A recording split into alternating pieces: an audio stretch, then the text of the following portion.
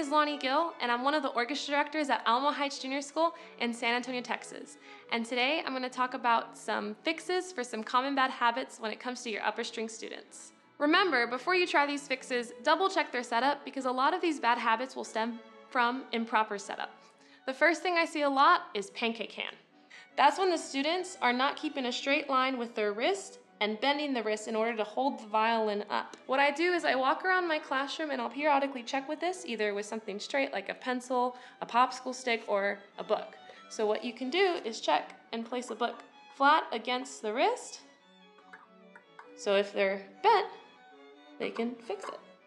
Another bad habit I see a lot is when students aren't keeping tall fingers on the neck.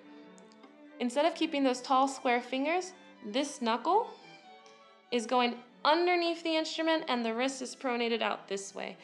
What I do is the penny trick. So you can take a penny and put it on the first finger. As you can see, if I wasn't holding the penny, it would fall to the floor. So the student needs to fix it to keep the penny up and balance the penny. Once your students get really, really good at this, they might be able to play an entire 1-octave scale. Another bad habit I see is students not putting their elbow in the correct position when holding the violin and viola. We'll have their elbows sticking out instead of underneath the instrument. So what I do is I take my hand and go underneath my students and I hold my hand here so they know what it feels like and they can't push the elbow back. You can also have your students touch their nose, then follow the line to their scroll and put their fingers up this way instead as well. Last but not least, I'm sure you've seen this mistake in your classroom too. The bow hold. So a lot of my students, instead of a bumpy thumb, what they might start out doing is keeping a really straight thumb. And of course you know that this might affect some of the articulations and bow control issues later.